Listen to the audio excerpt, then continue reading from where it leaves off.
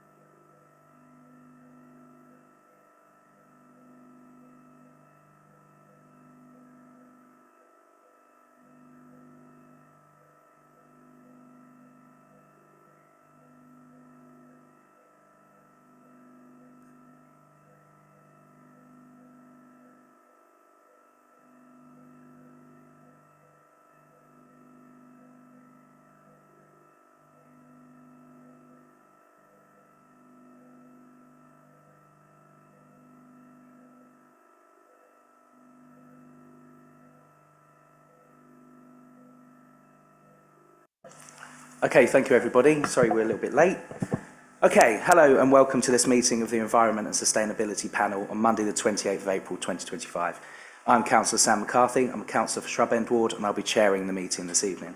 Action in the event of an emergency. There are no practice alarms planned for this evening, so if an alarm sounds, please evacuate the Town Hall by going down the main staircase or the back staircase to the High Street and then to the car park behind the Town Hall in St Runwell Street. This meeting is being held in the Grand Jury Room at the Town Hall in Colchester and is also being broadcast live over the internet, where it can be watched via the Council's YouTube channel, where the recording will be available to view afterwards. Please would speakers use microphones at all times and speak directly into the microphone. Members of the committee may use electronic devices to access their meeting papers, and visitors are welcome to use mobile phones and other devices, including cameras, but please use them discreetly, set them to silent, and do not use voice or camera flash functions. There are toilets on every floor in the building and an induction loop in this room. We will have a short break at 7:30 and then on to introductions. So I've introduced myself and I'll go round from my left. Thank you, Chair. Mel Rundle, Head of Sustainability and Support to the panel. David Carter, Parks and Open Spaces Improvement Officer. Simon Cairns, Joint Head of Planning, observing. Catherine Spindler, Ward Councillor for the Saints. Councillor Kayleigh Rippingale, substituting for Councillor Cox, Newtown and Christchurch. Councillor Kevin Bentley, Marks 10, Lair Ward. Julie Young, Greenstead Ward. Matthew Evans, Democratic Services Officer. Thank you very much, everybody. So item 2 is substitutions. We've heard that Councillor Kayleigh Rippingale is substituting for Councillor Pam Cox tonight. Urgent items is item 3. We're not aware of any urgent items.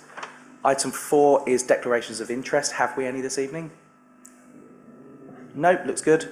And item 5 is minutes of the previous meeting. The committee are invited to confirm that the minutes of the meeting held on 20th of March 2025 are a correct record.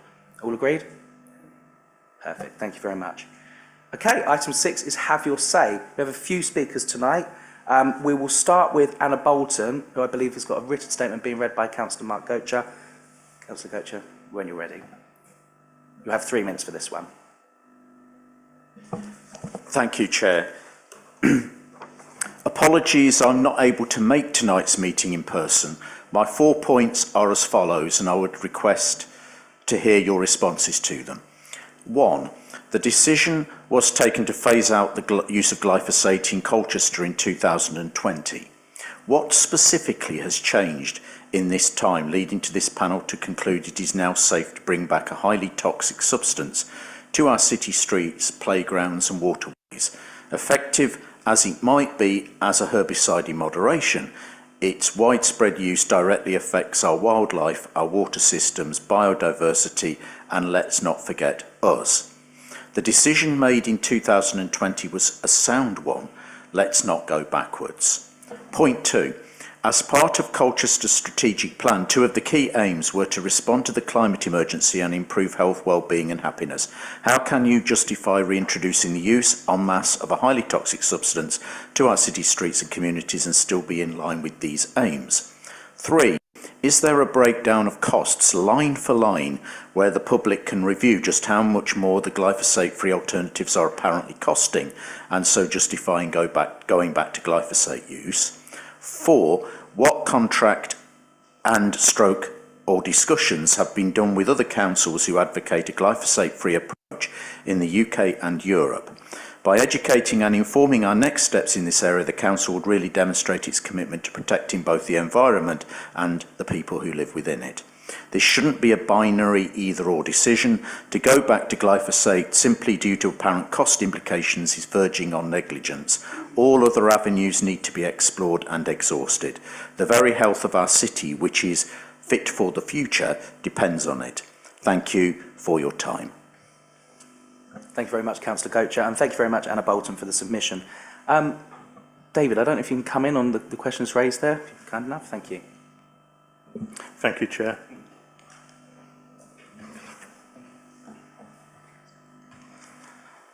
Okay, thank you. In response to the 4 questions, question 1, alternative methods have not worked in every location. Lots of alternatives have been tried across the city on all our parks, open spaces and CBH properties, and a lot have worked, and then changes are continuing. However, some areas where we cannot access the root of the weed have not, and currently no decision has been reached on how to maintain those. And the purpose of this paper is to highlight options available. Whilst one of the options does reintroduce on a very limited controlled basis of chemical use, it will not be widespread. For question 2, as the paper sets out, if the decision is taken to reintroduce in very limited circumstances where alternative methods have not worked and there is a health and safety implication, we will ensure measures are in place where possible to restrict access to the areas and the chemical is no longer active. For point 3, the costs referred to are highlighted in section 10 of the report, which outline additional costs since removal of glyphosate in general use, which relates to resource cost as well as the use of the glyphosate-free alternatives. And question 4, Colchester Council is further ahead than a lot of other councils. See section 6, where we highlight the partnership working alongside other authorities and organisations we've reached out to. Brilliant. Thank you very much indeed. Okay, we'll move on to the second speaker, and I've got Ted Benton. I believe he's in. Hello, Ms. Benton. You have 3 minutes to speak. A bell will sound after 2.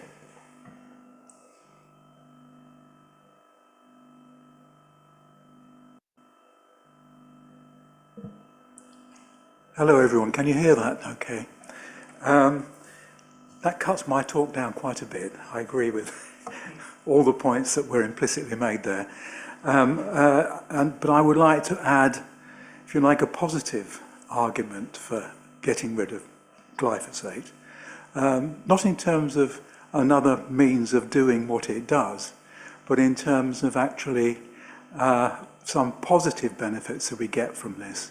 And the main one I wanted to mention is Priory Street, where I live. There are spaces between the car park and the pavement, and also between the car park and the Roman wall, where lack of spraying has led to the emergence over the last 4 years, I think, of a huge variety of wildflowers. And so, I mean, today I just checked.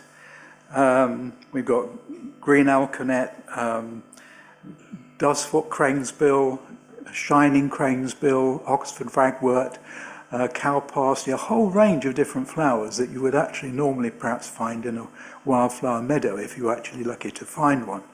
And so the point here is that the countryside is now such a hostile environment for wildlife that we need to protect those spaces in our urban centres which have enormous potential for biodiversity. And you don't just need to talk about the flowers, but also the seeds and the insects they attract are important as food for birds and for other taxa. So you've got very complex ecosystems building out of this. But I do want to make one important point, and that is that we have to restrict the development of woody plants that develop perennials and woody plants because they will become a problem in the long term for the infrastructure. And so there are tree seedlings along Priory Street that really need to be cleared, but they can be cleared by mechanical means. Okay, and I mean, I did hear that people on probation very much enjoyed a day clearing what they called weeds. I don't call them weeds, I call them wildflowers, but whatever. And so that's really the main point I wanted to make about that. I also wanted to say something about a rumour that I've heard that Lomo May is being phased out, and I think this would be a disaster. And just very quickly, if any of you want to walk down by the river or along Land Lane, where Dave Carter's colleagues have been managing for biodiversity by leaving long grass areas and no weed killer, no spraying and so on. At the moment it's fantastic, just a riot of butterflies, wildflowers including lady smock, or cuckoo flowers it's sometimes called. And you know, that's been an enormous success, and I think we need to trump that. sorry to use that word, trumpet that as one of the great successes of these management changes. Okay. Thank you very much indeed for the submission. Would you mind just turning the mic off before you... That's brilliant. Thank you ever so much. Thank you for that. It's nice to hear a positive submission. David, I don't know, there's a few points in there, especially around No Mow May as well, there, that maybe you could address, please. Yeah, thank you, Chair. Just points one, referring to the area at Priory Street car park. I know the area it's not actually one which is on our regular grounds maintenance contract, and it is one where we have recently used the probation service, and we've always considered them for them sort of projects. Sometimes there is areas where it's not appropriate because of various conditions. And obviously that's one of our car parks, so we'll always be working with our parking colleagues, consider what can actually be done going forwards. Regarding No Mow May, so basically we do have various areas which you kind of mentioned, like Land Lane, Riverside Walk, and we have areas across the city which we leave for long grass areas and biodiversity. And also our normal grass cutting frequencies have reduced over the last year, and on open space it is roughly now only monthly. For No Mow May, a lot of the cuts would be towards the end of April, and it wouldn't actually get cut again for around about 4 weeks. On some areas, though, they are cut for community events. On highway verges, we only do 6 cuts a year, so that usually takes more than 4 weeks to get round anyway, or a month. So in most places, the sort of No Mow May will sometimes coincide with the normal cutting regime going round, but there's certainly all the areas are cut less intensely than they previously were. Ted, you have a minute to respond if you wish. Well, all I can say in response to that, I'm pleased to hear it. And in fact, even where you don't have a long grass area, the reduced frequency of the cutting definitely has benefits, because there are some species of flowers, I mean obviously things like daisies and dandelions and so on, which actually recover very quickly, and they're important pollen and nectar source for insects, and as a consequence of that, important for the other biodiversity that lives there. So just basically a thank you, keep going. Okay. Thank you. Okay, so our third speaker is Jana Tchaikovska. I hope I've got that right. Are the three of you coming up together, if you like? Yeah, you're more than welcome. So you have 3 minutes, and a bell will go after 2. So whenever you're ready.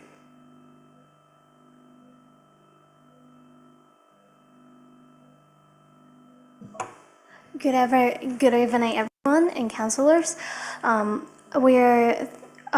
My name is Wincy, and this is Jana and Anna. We're here as a part of Student Lead campaign to address the pollution problem in River Cone, a river that flows through the heart of Colchester, connecting our parks, our homes, and our people. Our campaign began with a observation. Most of us pass by the River Colne every day without really noticing, but for many residents, this river has a deeply personal and historical significance. Today, lovely atmosphere is replaced with dirty water, sewage smells, and neglect. So we decided to act. We listened to first through communities, interviews, surveys, and conversations. Over 85% of residents told us that they would spend more time by the river if it were cleaner. Many flagged pollution, especially sewage overflow, as a primary concern.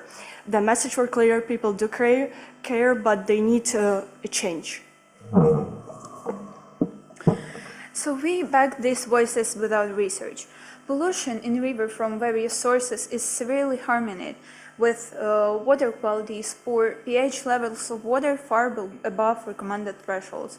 Recreational use has become really unsafe, and local businesses suffer due to the venue's unpleasant odor and accessibility. We do appreciate and acknowledge all the actions that has been made by the council, but the truth is, this is not enough. And that's why we organized a community walk, bringing residents and councillors together to witness the problem firsthand.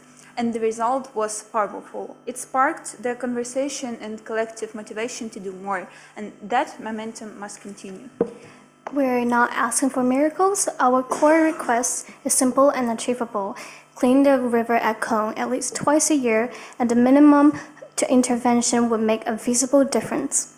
But we also urge the Council and Environment Agency to commit these 3 long-term solutions. First, policy enforcement, improve in monitoring and hold polluters accountable, and the King Charles Water Act must be backed by feasible and enforceable action.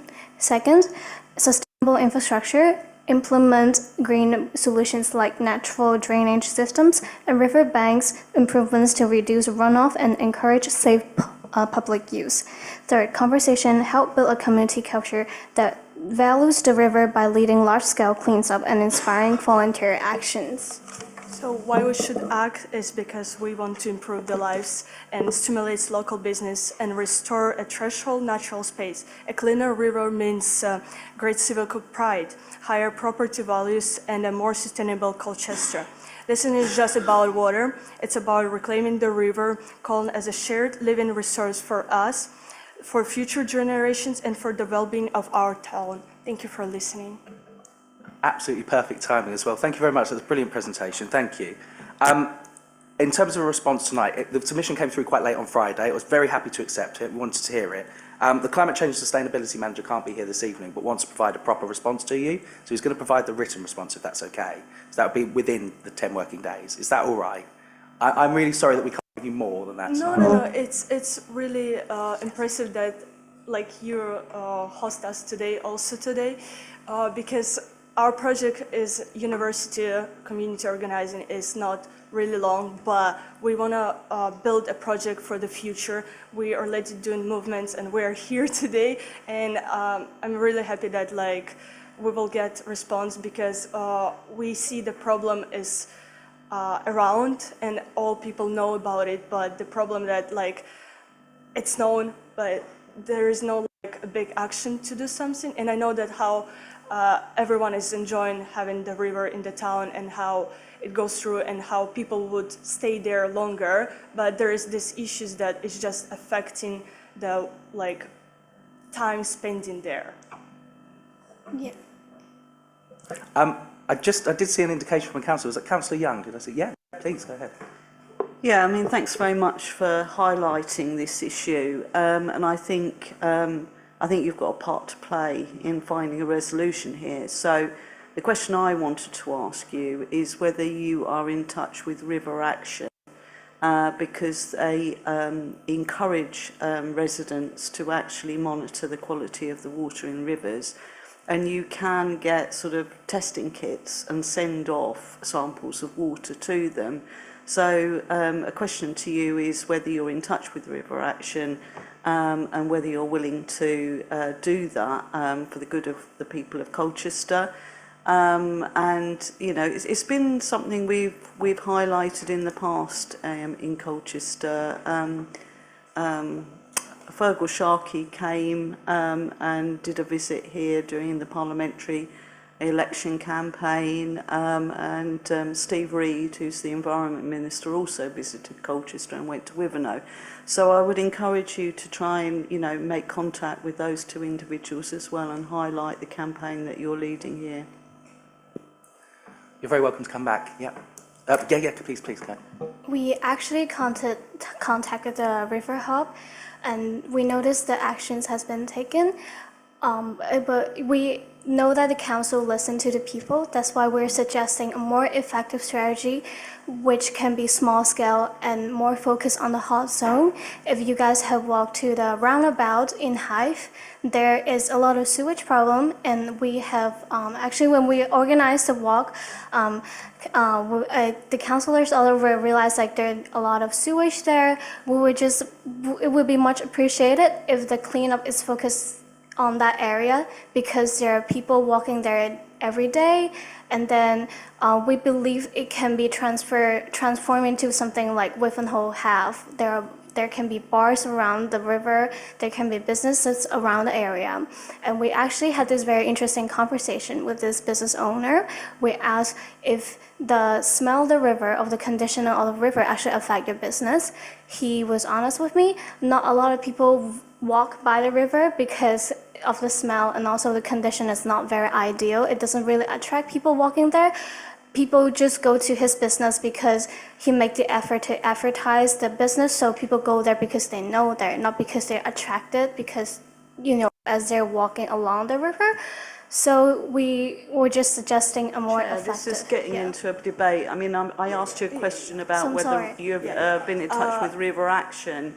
The smell actually comes from the sewage plant, but I'm sure you'll get a full response to your presentation to us tonight. But what I'm saying to you is you also have a part to play in trying to highlight this via the organisations that care about the river, which is River Action. We try to contact them, and we know that there is a tester kits of the pollution, but we mean the pollution that, like, for example, trolleys or like parts of the boats that are in the river getting rotten, and we want them to clean, because ordinary people are not able to do this. And with the pollution, we know, and then we know that there's a lot of been research every year they testing it, and it's still like in the norm, but it's higher than usual norm. But yeah, I think like if we will... I'm so sorry, I'm going to have to cut it off. I'm so sorry to be so rude, but we allow you to have a minute response. I think we've had a bit of a debate tonight. But please do come back. We're going to get a written response to you. I'll make sure I'm copied in because I'd like to hear more about it as well. Is that all right? Yeah? Sorry about that. Thank you very much indeed for coming along. All right, so we will move on to the main item of the night, which is item 7, which is the review of the green policy. We have a couple of speakers on that first and foremost. So if I invite Councillor Chufulu, if you'd like to open up, and you'll have 5 minutes as well to speak.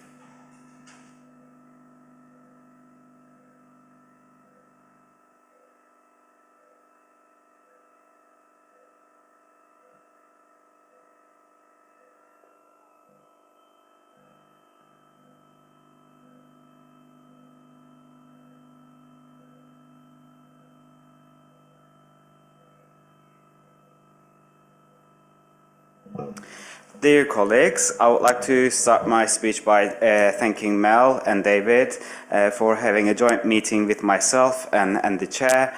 The joint meeting we had, where the Street Care and Safety Operations Manager was also present, was a reassuring meeting where we discussed a variety of things, including constructive steps taken by the officers to explore community partnerships, which is something that both myself and Councillor Gotcher are passionately advocated during last ESB meeting.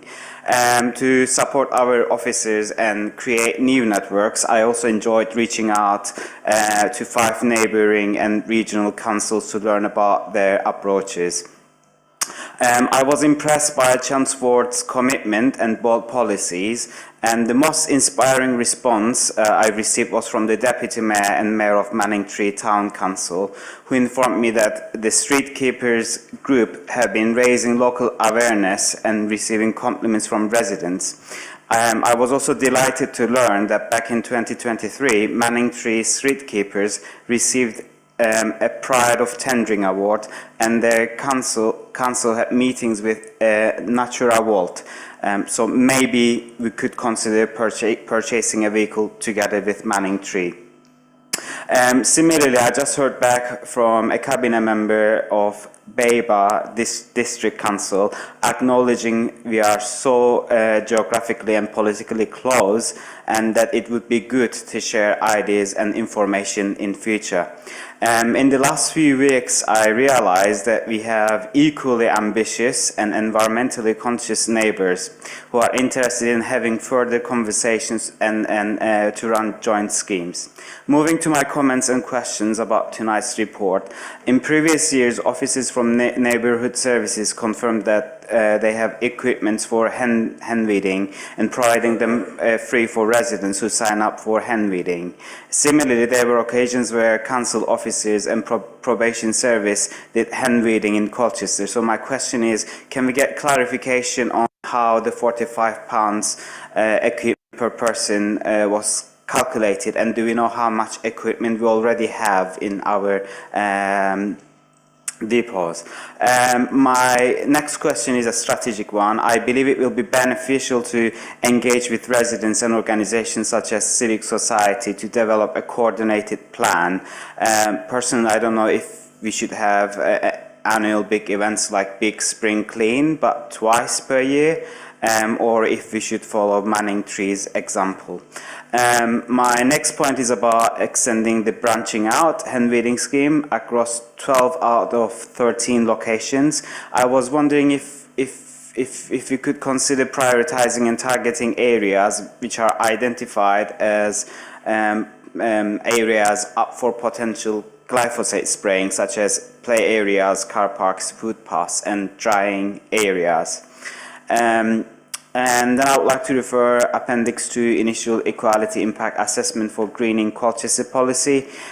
Section 10 of this policy, which looks at benefit of this ban on protected characteristics, wasn't filled, and the document itself had 1st of September 2023 as a date for update or reviewing of this screening. Do we know if we reviewed it recently or since then? And in page 24, considering sections 5.2 and 5.5, I believe it would be good to mention that according to our officers and residents associations observations, with hand weeding schemes, due to hand weeding schemes, we are observing a decrease in number of and density of weed growth. Considering this, are we expecting our costs to naturally go down in the upcoming years? And do we know if cancellation or sizing down of our no more May commitment cause our maintenance fees go up? On a final note, I want to clarify that on page 24, a reference to a January 2020 claim by the Environmental Protection Agency was mentioned that glyphosate is not carcinogen and does not cause cancer. This information and reference is out of date and potentially misguiding.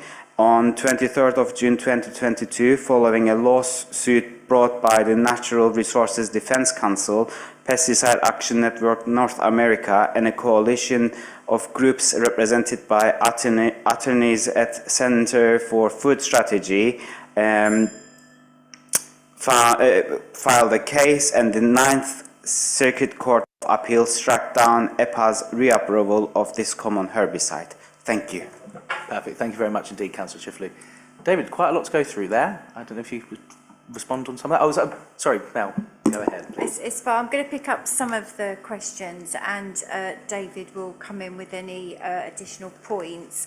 And we've got the questions. Thank you for pre-submitting them. So I'll try and go through them one by one, and if I miss anything, do come back.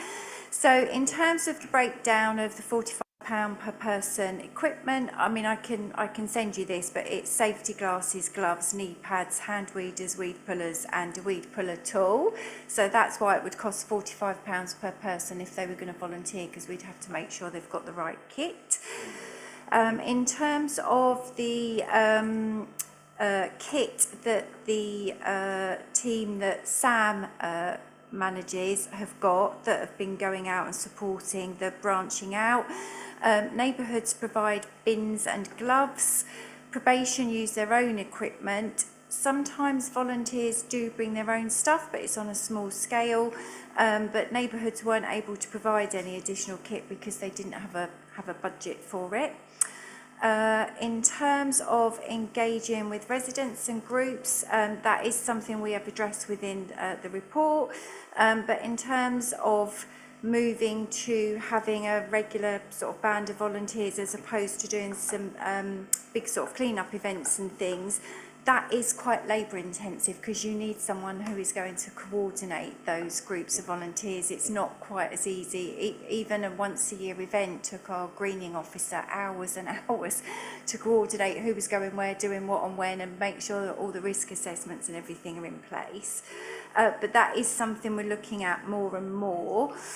In relation to your question around street cleaning and weeding, obviously street cleaning is around chewing gum, litter, graffiti, that sort of thing, whereas obviously the weeding is a natural occurrence. It's not man-made, shall we say. And obviously the panel is you mentioned in one of your questions about funding, obviously the panel is being asked to consider a way forward, and one of the options that is within the report tonight will require additional funding to enable us to do that.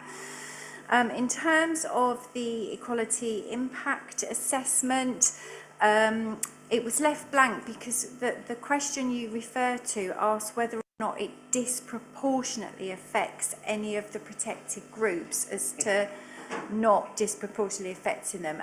And when glyphosate, when that decision was made, it didn't disproportionately affect one group more than another group because it was a policy decision.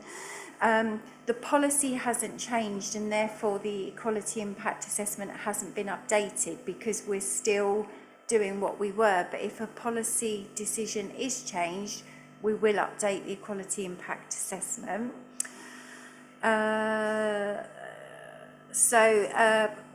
Page 24, it'd be good to mention that following ham weeding and glyphosate-free maintenance, weed population and density has gone down. We do not agree with that statement. That's why it's not within the report.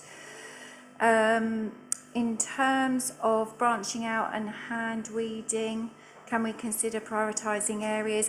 If we're able to secure enough volunteers, then absolutely we would direct them to the areas where we're unable to keep weed control down using other methods. There are some areas where they can't work due to issues such as working at height and stuff, but absolutely we would target the volunteers, sorry, it's been a really long day. We would target the volunteers to those hotspot areas, as we would call them. There was another question, which I'm not sure you read out, but around historic walls and the use of glyphosate. We do not treat historic walls with glyphosate, just to be really clear, that's not something we do. And then you had a question around hiring a climate officer, and that's something we're looking at the job accountability statement for the officer that's just left the role, and we're working with a neighbouring authority who's also just lost their climate officer to see whether we can do some joint working and work sort of across the piece. Have I forgotten anything, Councillor Chifulu? Councillor Chifulu, I'll let you have your minute response, and if there's anything you need picking up. Thank you. That was a great response. Thank you so much, Mel. Maybe one last point that I can mention is that if the committee to decide that we'll go with option B, I guess, where we'll encourage volunteers. I will be more than happy to use my locality budget next year, and I'm sure my Green colleagues and other colleagues will contribute towards that as well. So a big thank you once again to you, Mel, and David and Sam. Thank you so much. Thanks very much indeed. Okay, speaking of your Green colleague, it's now turn of Councillor Mark Gocher.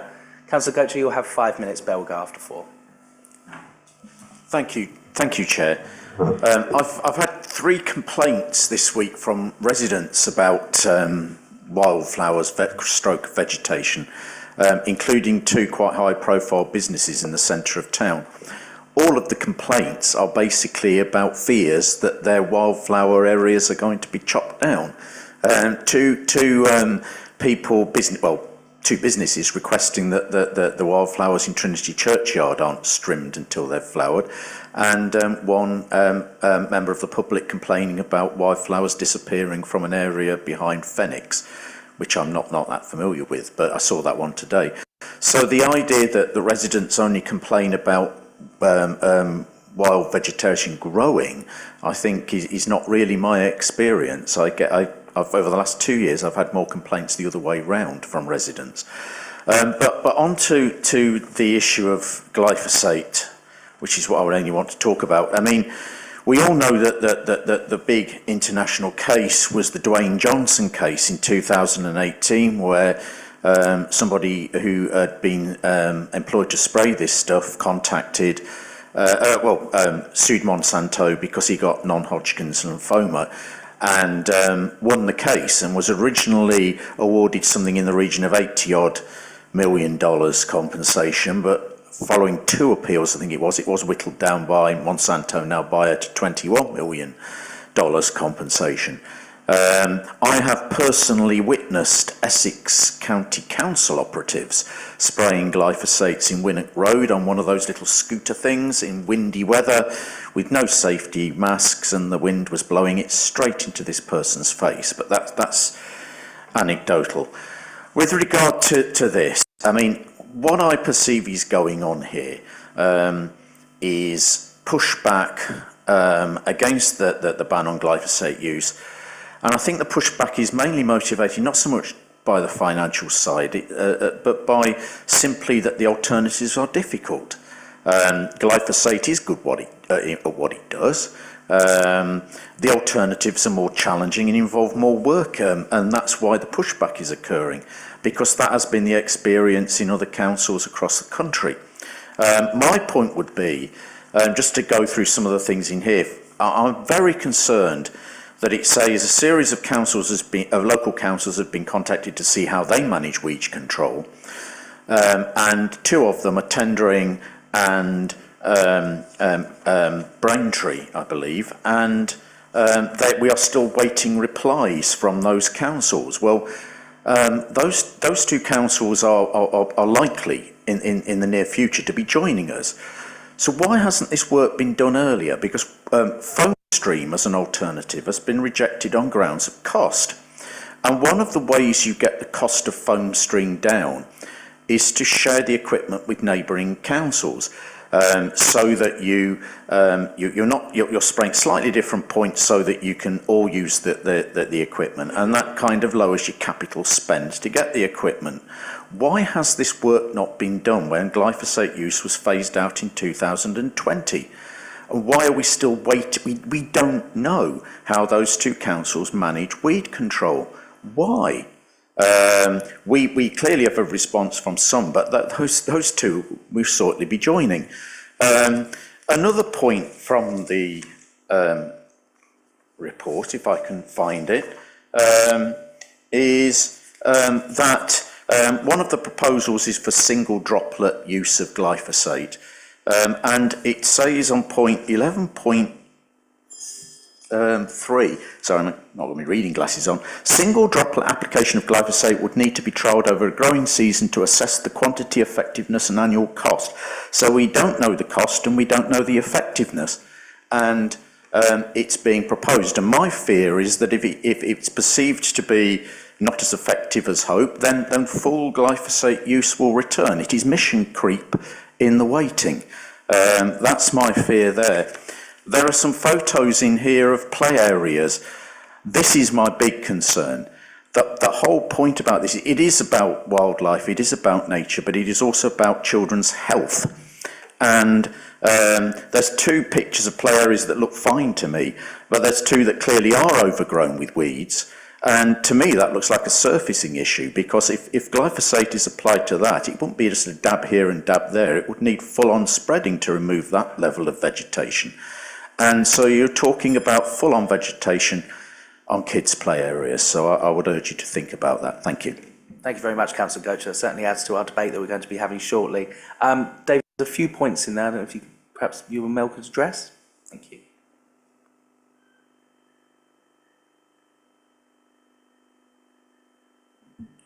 Okay, I'll try and get these in some kind of order. Thank you very much.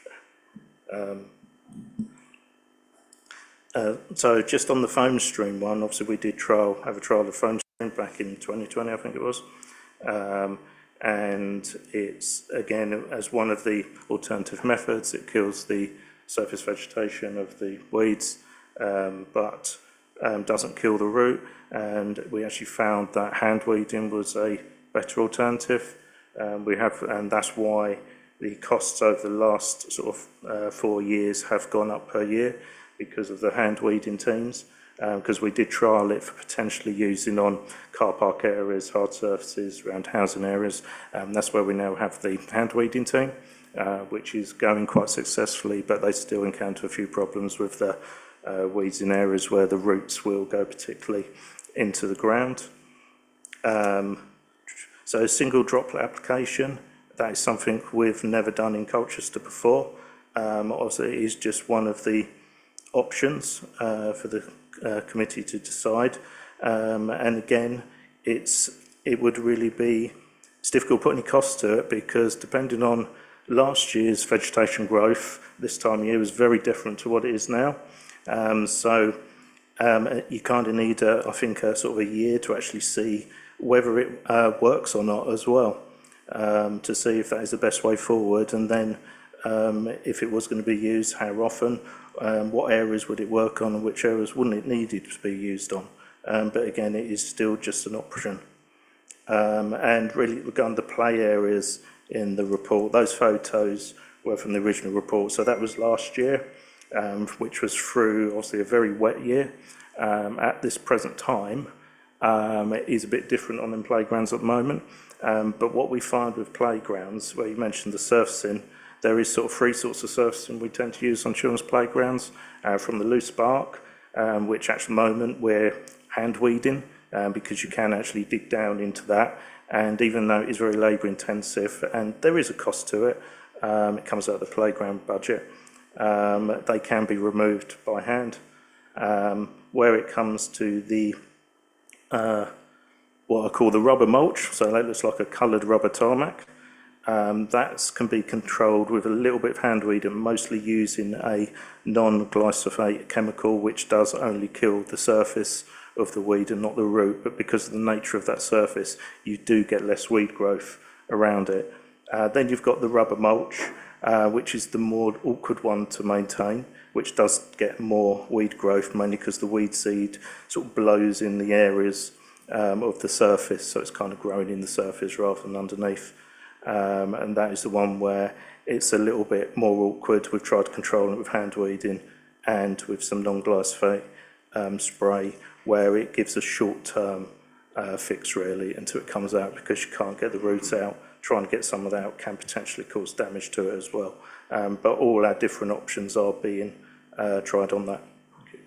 Thank you very much, David. Councillor Gocher, you do have a minute to respond. Do you wish to? Yes. Thanks for the response. I think my real concern here is twofold. Is what is being proposed just a first step towards more wider reintroduction of glyphosate use, which to me is where this is heading. Secondly, in terms of being fit for the future, we are going to cease to exist as a single council shortly. So we really need to be exploring what our neighbouring councils are doing a bit more fully. Thank you.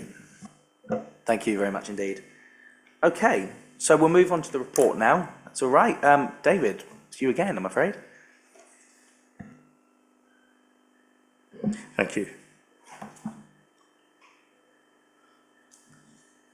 Okay, I'm here to present the review of the Greening Colchester policy. Also, it's been to this committee before and has recently been to Cabinet and has been referred back from the 12th of March. So basically this report sets out the biodiversity and health issues on the use of glyphosate. It also looks in detail at the outcomes and impact of the different methods of vegetation control we've trialled since 2020. It highlights where those have worked really successfully and where we want to continue those. It highlights different methods and some areas where we are having some issues with, where the alternative methods aren't working. It highlights some of the partnership working, which we're continually doing. It highlights the impact on our grounds maintenance and also the positives on the grounds maintenance where, for example, we used to strim, or actually used to spray under fence lines, mowing margins, boundaries, which we no longer do. They're now just strimmed back once or twice a year to benefit biodiversity, and where we've left areas to actually grow and just be maintained for biodiversity. The paper following Cabinet has three options for the panel to consider, and those options are the first one, which is continuing really managing unwanted vegetation using our current methods of hand weeding, as described in the report, mulching, and limited glyphosate-free weed control. This option does require no ongoing additional revenue budget, or at the moment is £85,000 per year to provide this resource. The option 2, continue managing unwanted vegetation using the current methods as described above, but also to look at recruiting volunteers to support weed control in areas where it is safe to work, like play areas and open spaces. This option will require additional financial support of approximately £45 per person for equipment and their PPE for each volunteer, and alongside the ongoing cost of additional resource to hand weed. The report highlights if for 100 volunteers it would be around about £4,500. Obviously that could go up, could be a bit less, but also if providing that equipment it will need replacing at some time through wear and tear, or if something went missing. So that would bring an ongoing yearly cost to £89,500. The final option is to use really options 1 and 2 for all weed control as the first option, but if none of those are effective and no other suitable alternative method of weed control can be identified, that in agreed locations only use a limited single controlled droplet application of glyphosate during the growing season only.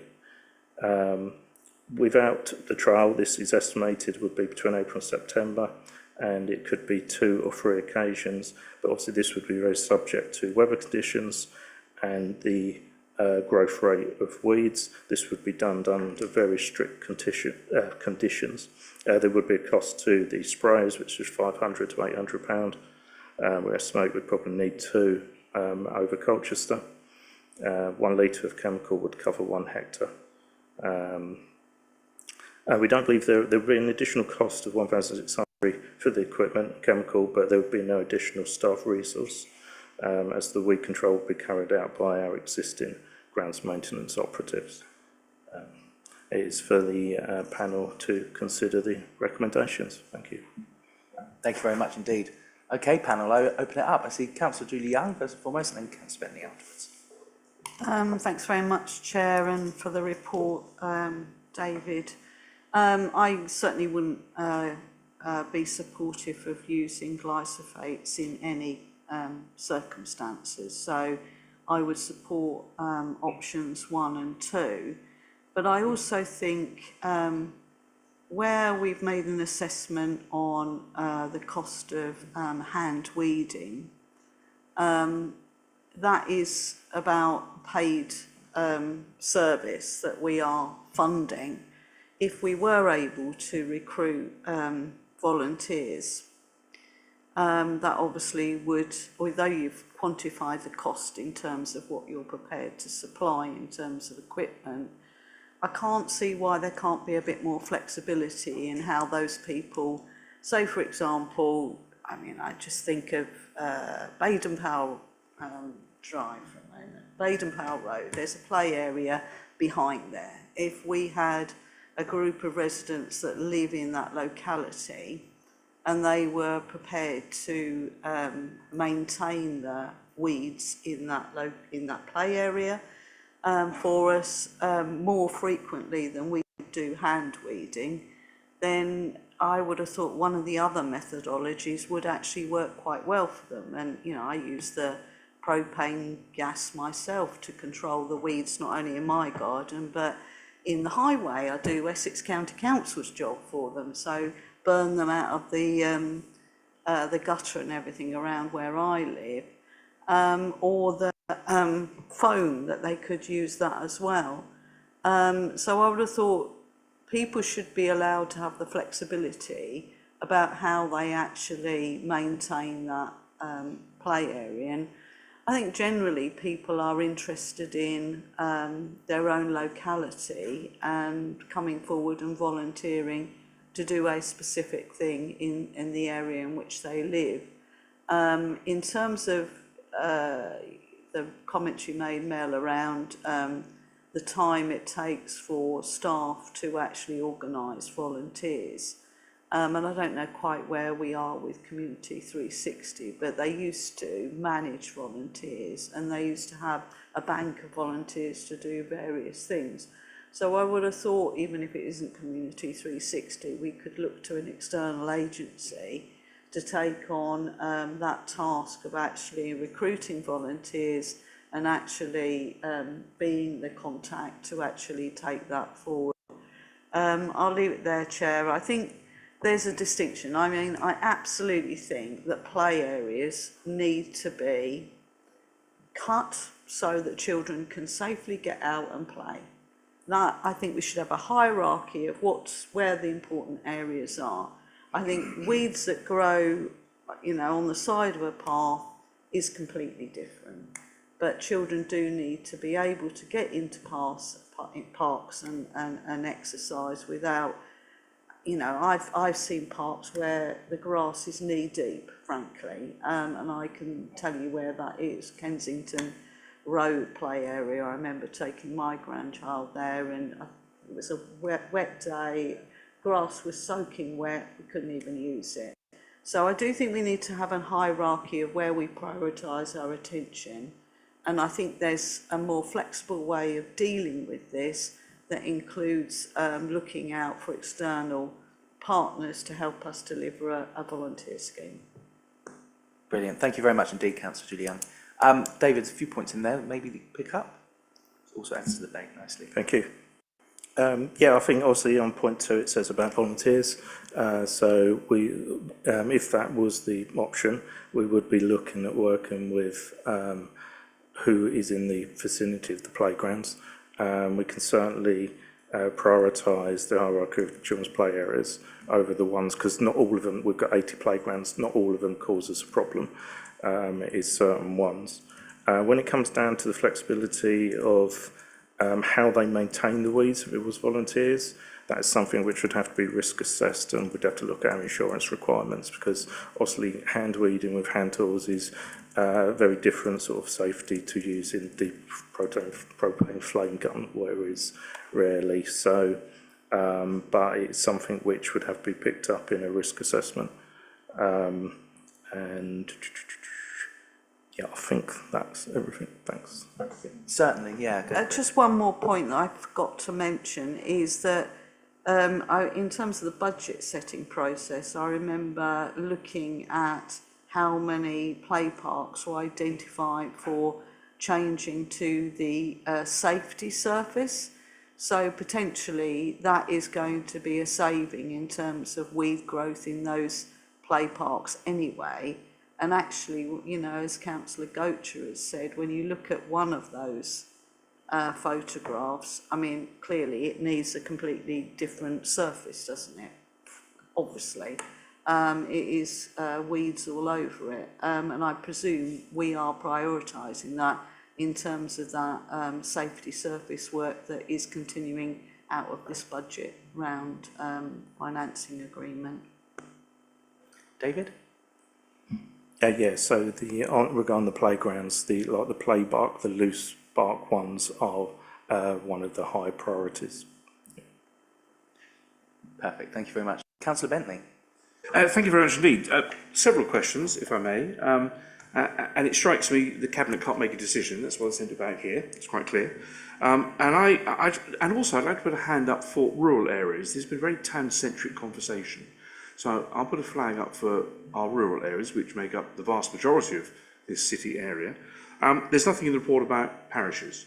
So what are parish councils doing? They are responsible for play parks in their own areas in the vast majority of cases.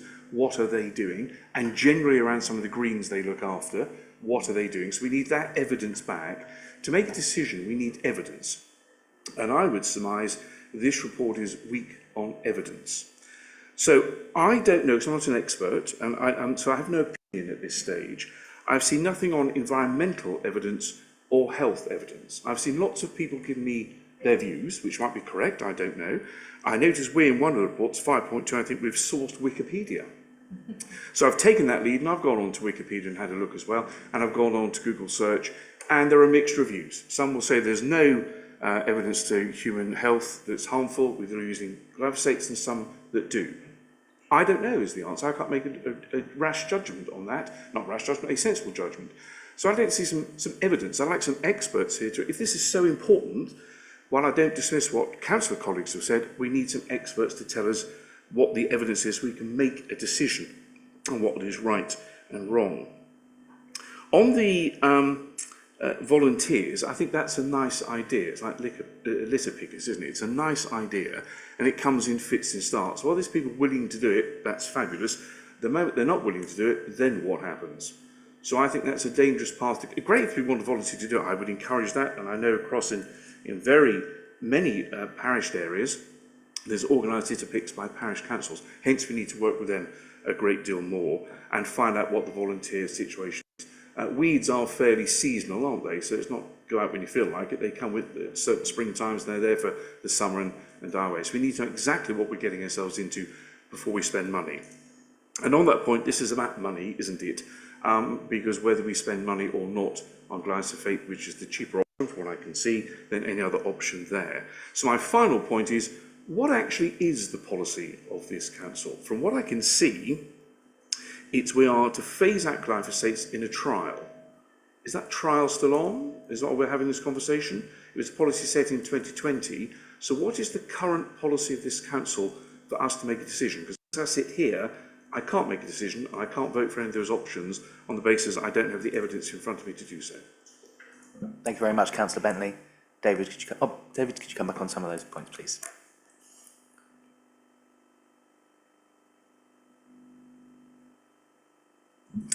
Thank you. So obviously the original paper, take the last part first, is everything was done as a trial. And really I think the paper today is to look at obviously the way forward. I know over the last 4 years how we've maintained weeds on different areas has changed each year. So different areas we would try something, and depending on the weather conditions and maybe something didn't work one year, we would change it to something else through whether it be hand weeding, mulching borders, or a non-chemical spray, or actually increasing the number of times it's trimmed. And so there has never been a sort of one alternative what fits everything. So it has been a constant trial, and I think there have always been new potential options coming along as well. So it is sort of ongoing. In most areas we kind of have continued with what we believe is working best, and it's finding them options for the areas which are causing a problem. Obviously, you mentioned rural areas. That is something we can look at what town and parish councils do, maintain their own areas. Obviously, we do a few rural areas of maintenance, but most of it is outside of our grounds maintenance contract. And when it comes for conflicting information, there is an awful lot of information out there, and it is deciphering it through. Obviously, we've looked at it, lists who we've kind in the report, who we've contacted or looked at their information.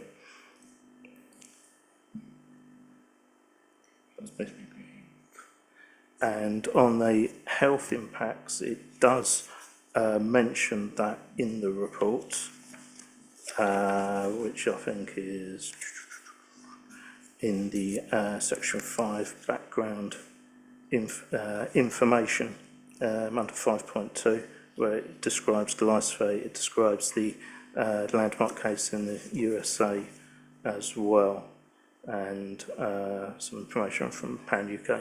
Thank you. Thank you. I'm very grateful for those responses. On that point, of course, that evidence has also been argued to and fro against. So there is, you mentioned that, but there's no evidence to say, or no statement saying that actually there's no harm at all. I don't know. I just need the evidence in front of me. I don't have that in front of me tonight, I don't think. On the, we'll have to check with our parishes. I'm surprised that's not been done, because clearly you must have a policy for the city, and you want other partners to come into that policy, don't you? So is it okay not to spray glyphosate in the city centre, but in rural areas, if they do, that is okay? We have maintenance companies, a growing number of maintenance companies, looking after new housing areas in the city. I don't know what they do either. So do they use glyphosate? Is that okay? What is our policy? Because I still haven't had an answer to that. Is our policy to phase out glyphosate by 2030, let's argue, or not? Or just an ongoing trial and let's see how it is?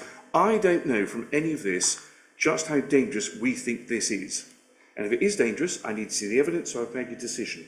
As I stand, I can't make a decision on this tonight. I won't kick it back to Cabinet because they can't make a decision either. I want more evidence brought back here. Thank you very much. Yeah, Mel, go for it. Yeah, so I think on that point, it's a really difficult one because you're absolutely right. I think what David's tried to do in the report is show the evidence from some of the people who are scientists. And I'm not sure you'll ever get to a definitive answer because there'll be those that say it is harmful, those that say it isn't, and it's what view you take.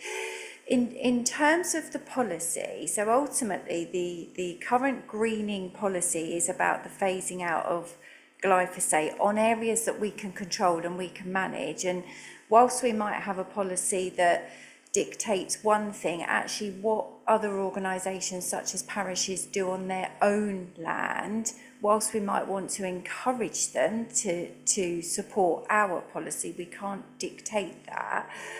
And I've completely lost my thread and having a elderly lady moment, sorry. But this is an important point to me, that either is a policy or there isn't.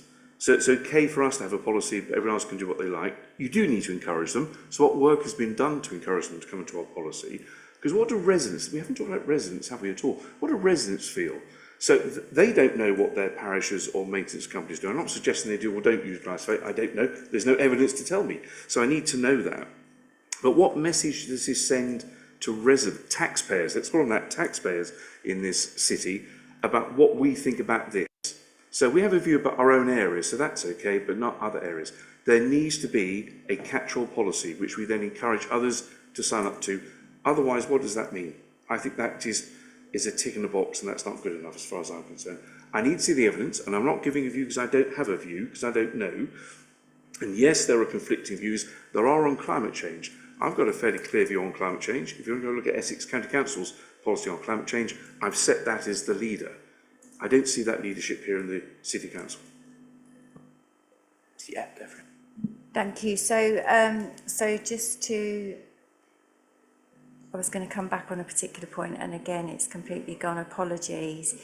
So in terms of the policy, so we do have a greening policy that says we will phase out the use of glyphosate. We will trial phasing out the use of glyphosate. The reason we're here is because we were asked after a period of time to come back and review that trial in terms of reducing the use of glyphosate and what the positive and or negative implications of doing so were.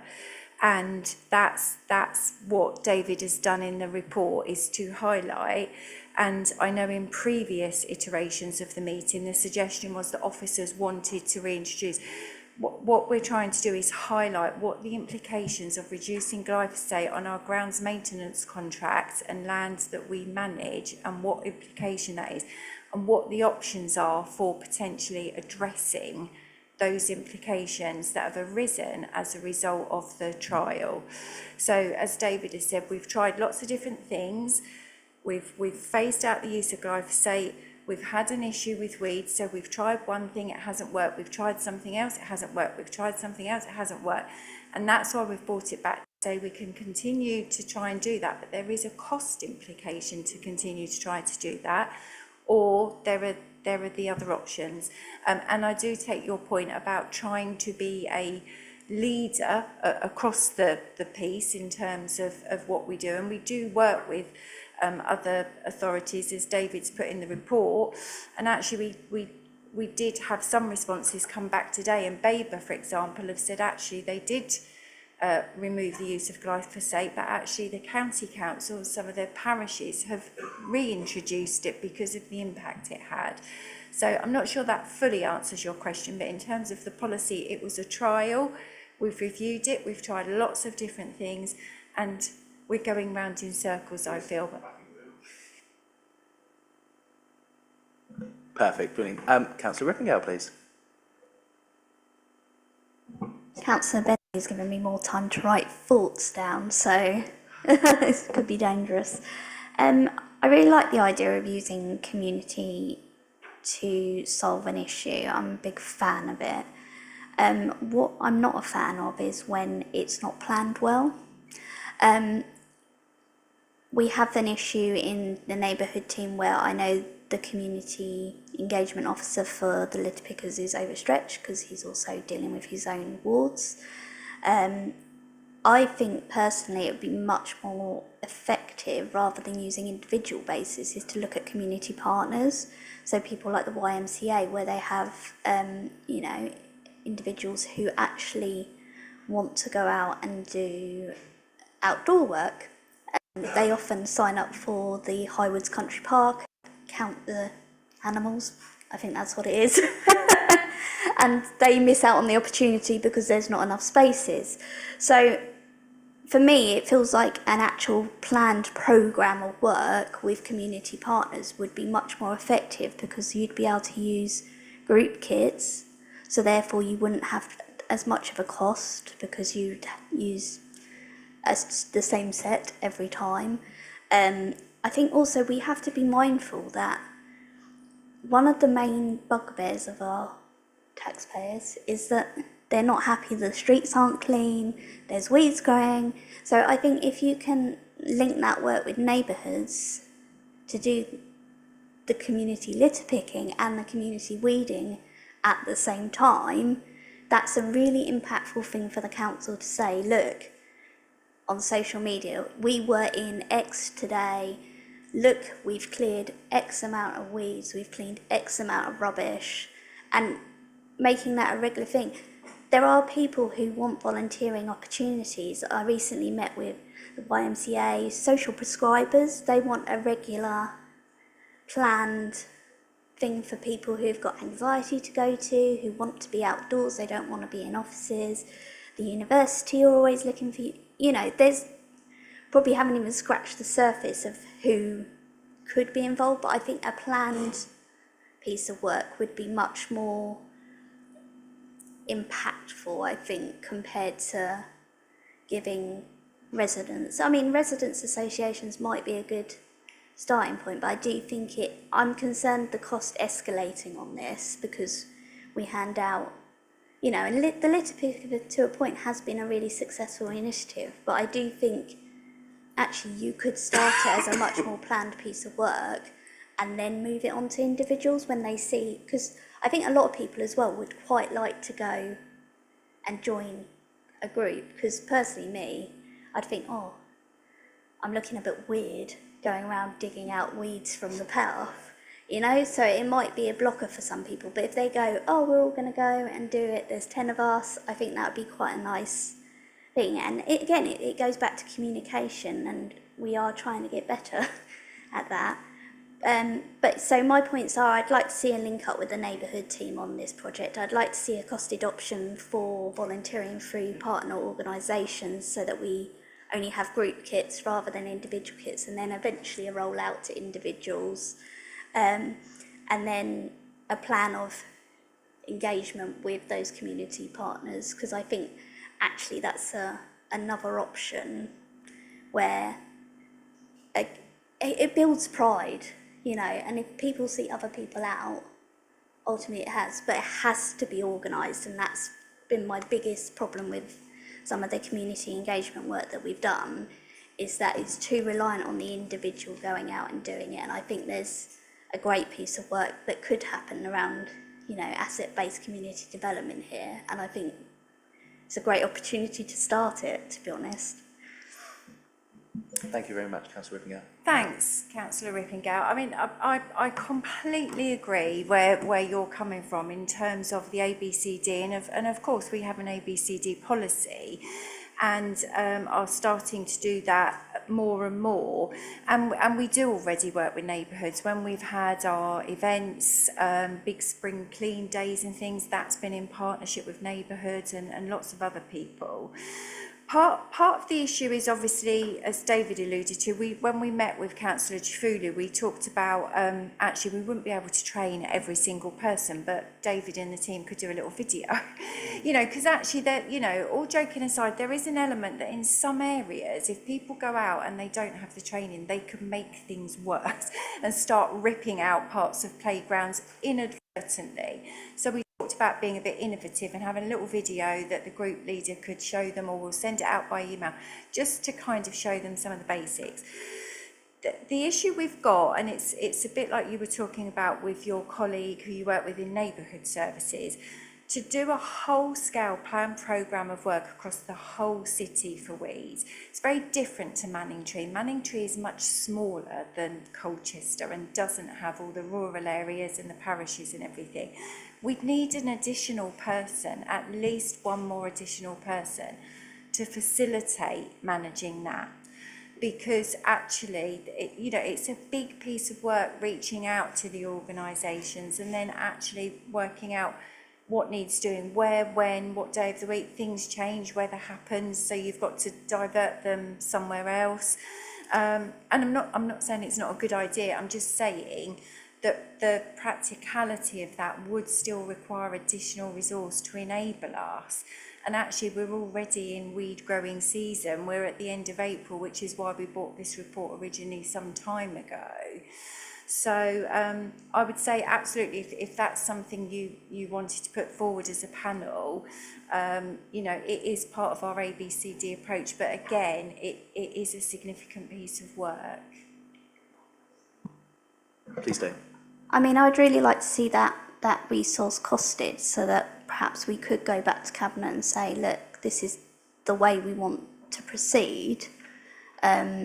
Here's the cost, basically, so that they may perhaps make a decision. Because I think, like I said, no one in this panel really wants to go back to using glyphosate. So we need to find a practical and proactive solution. And if you're saying, yeah, it's going to cost more money, let's cost it and see how much it's going to cost against these other options that you've given us. I think I'd quite like to see that. I don't know about the rest of the panel, but I think that would be beneficial.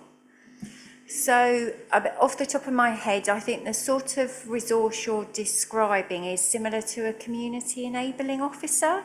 So, you probably all know Tom, who's our community and partnerships manager, and he has community enabling officers that have different strands of work, and that's exactly, you know, their roles in terms of reaching out to the communities. And a full-time officer, similar to a role like that, whose job that would be, you're probably looking at about £50,000 a year, give or take. Don't take that as read, but that's an approximate. But we could get more detail. Thank you. Happy. Councillor Lismore. Thank you very much, and apologies again for being a few minutes late. I do apologise. Yes, I mean, Appendix 1 says the Council made a commitment in 2019 to phase out the use of glyphosate-based products. I've said this at every meeting that I've been to where we've discussed this. I felt very much that it was a knee-jerk reaction. Whether it is the right reaction or not, like Councillor Bentley, I don't know. I'm not a scientist. And if you do, you know, Google it, there are fors and against in other ways. What concerned me is that it was phased out without alternatives put in place. And I love the idea of having volunteers like we have with our litter pickers. We've been doing a spring clean, we do every single April every year. And the litter that we've been collecting has been far, far less than we've had in the past. Great, fantastic. Weeds are very, very different though. They are very weather dependent. Obviously, you can have a drought and nothing much happens. You can have a wet March and you can, obviously, you know, the weeds can go ballistic. So it is a very different problem to collecting litter. Also, and I know because I've done street cleaning, including ridding of weeds, and I'm fairly strong and active. It's damn hard to lift some of those weeds and lift the roots. And I've tried the burning torch, and have been very dissatisfied with it because it takes a long time to burn a wet leaf. A leaf has moisture in it, a stalk has moisture in it, a seed head has moisture in it. It takes a long time. And also, what danger are we actually bringing in using a naked flame out in, in the environment? So one other thing I want to say, we've not mentioned at all the downside of having these weeds. This is not just about how an area looks, they can be pretty dangerous. And I've met residents who've contacted me who have tripped over on weeds that are growing on, CBH property or within playgrounds or within paths within Colchester Council land. And there have been, broken hips, there have been bruising, there has been, there is another side to us not clearing these weeds. And I don't think we can risk leaving that to volunteers. I would love, mention Baden-Powell Park, I would absolutely love the idea of a couple of neighbours who live around there, popping round every couple of weeks or whatever and removing some weeds. I would love that, really would. But I don't think we're going to get the volunteers for that. And by the time you've worked out that there's not a volunteer and you've got a problem, you've got a real problem there with weeds, and you're going to need more resources, more costs from the council to actually sort those weeds out. So I'm like Councillor Bentley, I find it very difficult to vote for and against glyphosate because I really do not know. And until we see some evidence, I know we're just delaying this, but I find it very difficult to vote on any of this tonight, I'm afraid. Thank you. Thank you. David, I don't know if you can come back on any of the points raised there.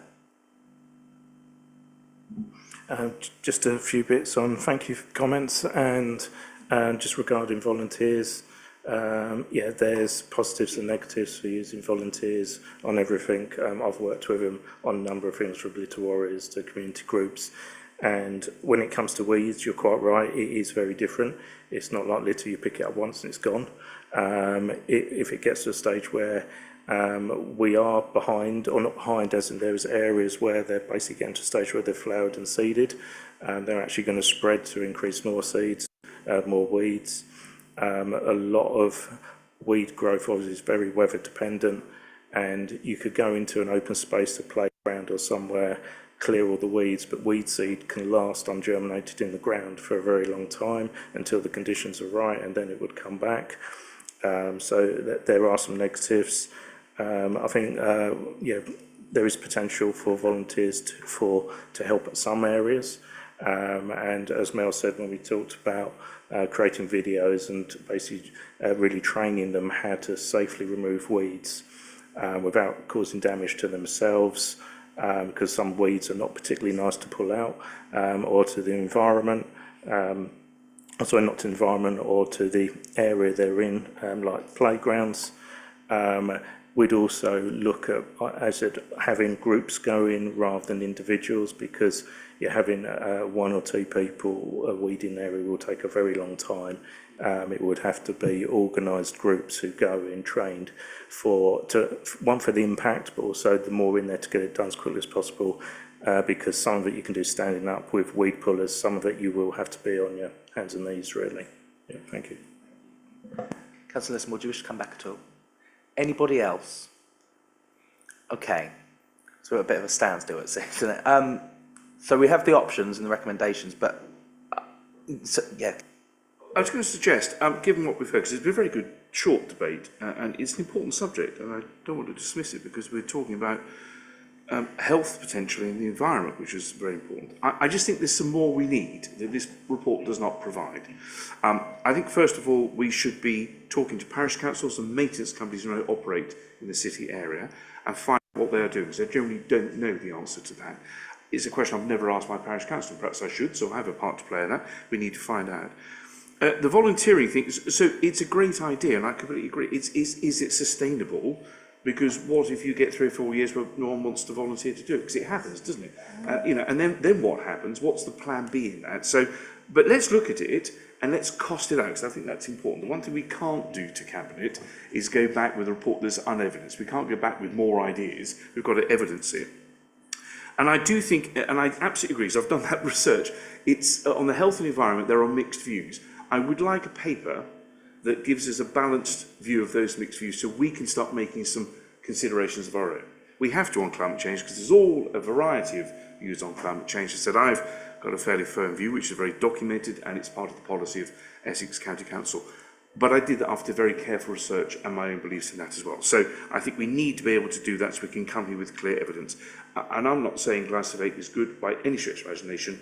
Probably not, but I don't know. And I just need to read that a bit more. So I'd like a balanced report on that. And I think we should go back to Cabinet with a recommendation of what we think the policy should be. And if that ends up being we phase out glyphosate completely by 2030, whatever the case may be, bearing in mind this council isn't joining other councils, it's being abolished to create a new unitary council, that unitary council would need to take that recommendation on, because we put it to them. If that is the recommendation, it's only fair we put that to the Cabinet, because they have to budget for at least another 2 years. And they have to consider the cost of that. We cannot tell the Cabinet to increase spending. That's not our job to do that. Our job is to go back with a costed recommendation for them to make a decision. And I think that final decision would be our recommendation for the policy for Colchester City Council, we recommend it should be this. They then can decide whether to take that forward or not. That would be my recommendation. This is what other colleagues think, but I don't think I can make a decision on what's in front of me tonight. Thank you. Councillor Young. Yeah, no, I'm happy with that. I think the other thing that I can't honestly understand why we've bothered to go to these very small areas like Manningtree, for example. It is part of Tendring District Council, as is Frinton. So I think we do need to look to have some consistency with Braintree and Tendring, because I think depending on what is decided in LGR, I can't see us not working with those two. There may be others, but we will be working with those, I imagine. So we do need to know what their response is. But like Councillor Bentley, I think we do need to quantify what is happening in our parish councils, because we wouldn't want, for example, if there is, and I would say don't have glyphosate for, whatever the evidence, frankly. If there's any suggestion that there is a problem with glyphosate, then it's not worth the risk. But if people in Colchester believe that they are safe, because we've got this policy, but Abberton Parish Council are still using it, and children might be affected by that, we need to know what is going on in parish councils as well.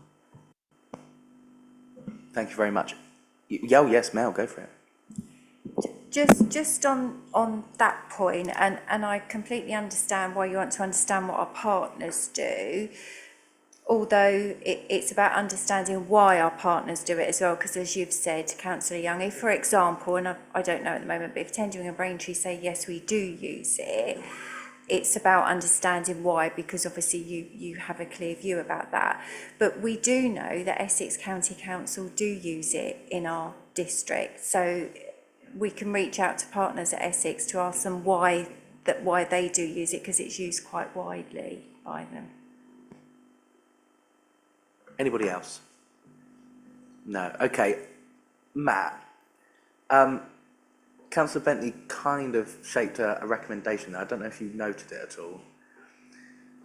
Or some words or something. Well, I've kind of got the gist, but I'm not very good at shaping it into a recommendation. So it was referring to talking to parishes, experts, properly costed, balanced. Yeah. If it helps you, I think, I didn't put it in formal words, but I think it's on the lines of this panel requests that officers go back to gather more evidence from our partners, including parishes, yes, the county, and our maintenance companies particularly, find out what they do and why they do it. I think that's very important.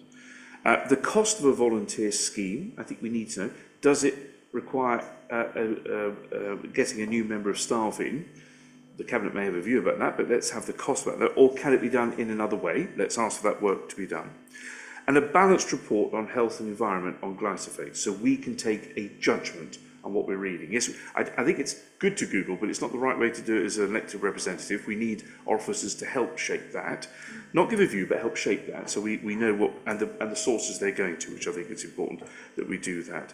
And that we then, as a result of that, have a proper debate, not that we haven't had a proper debate, but a full debate, let's say, where we then put a full policy recommendation to the Cabinet for them to consider, fully costed. That sounds good to me. Matt, I think you've jotted that down. Councillor Julie Young? Can I add to that that we look, we do a bit of research into what community groups might be able to actually host a volunteer service which doesn't actually sit with the council. Yeah, happy with that. Anybody else wish to add to anything? No. Okay, I think this is partially my fault because I was quite adamant that I wanted to try and get something, or try and get a recommendation back to Cabinet before the end of the municipal year. So I'm sorry to David and Mel who've had to work so hard to get the report together. But yeah, please go for it. That's fine, and I thank you. I think the recommendation is now clear. So for my purpose, I'm not sure how quickly this will come back, but we are in that season. And I just wanted to highlight that if it takes a while to come back and then go to Cabinet and then for a final decision, which if that, you know, if that's what you feel you need to be able to do that, our current policy is that obviously we've phased out the use of glyphosate, and therefore the implications of that, and currently we don't have any funding to do the alternatives. So that I'm just raising that. Obviously, we'll take that back as officers and say, actually, the panel didn't feel able to make a decision tonight, and therefore that will have an impact on operations until a decision can be made. Thanks, Mel. I think we all understand and appreciate that, don't we? But we're just not. We don't feel we're in a position really. So, okay, if we're happy to vote on that, then do that. Yeah, all those in favour? Okay, there we are. Well, thank you very much, everybody. I think that is it. So that's it. Yeah. Oh, the work programme. Anything? Nothing to add? Well, no, I mean, this report will come back in the new municipal year, but obviously this is the last meeting this year. Unless there is things the panel wish to put forward for inclusion going into the next year. That's the only thing. Okay, is there anything that anybody wants to add potentially for next year, providing all of us are on this panel next year? Yeah. I think perhaps some work on the river topic. We'll schedule that for a proper debate in terms of river pollution and what council do in terms of puffing shopping trolleys out of the Hive, etc. Yeah, let's do that. That sounds good. Councillor Bentley? Well, on that theme as well, because I agree with that, I think we should, but also increasingly there is concern about water supply, especially with new builds, and do we have enough water to be able to cope with the number of houses we expect to build? It's not a comment on building extra houses, it's simply a fact we have enough water to do that, and that is starting to be discussed in Parliament. It's not a major, that I've seen, but I think we should make it a major issue, certainly in local government generally, but certainly here in Colchester, because if there is a crisis looming, we need to be ahead of that, and if there isn't a crisis looming, we need to be able to explain that. So I think we should be having a serious look at the water supply for the number of houses we intend to build, and I think that's a report we would send back to the local plan committee as well as the Cabinet. Thank you. Councillor Lismore. So yes, can I just add to that? Can we make sure that we keep it within our realm of power? Yes. That, yes. you know, when it goes to the local plan, or what recommendations can we make as a planning authority? If we can make sure that we're clear on what we as Colchester City Council can do. Perfect. All jotted down, Matt? Brilliant. Okay. Well, I've really enjoyed chairing this committee this year. Hopefully we're all back together for next year, because I think we'll have some good meetings. Yeah, we'll see. Meeting's closed. Thank you very much. Thanks, everybody. Thanks for visiting. Thanks for speaking. Thanks to the officers as well.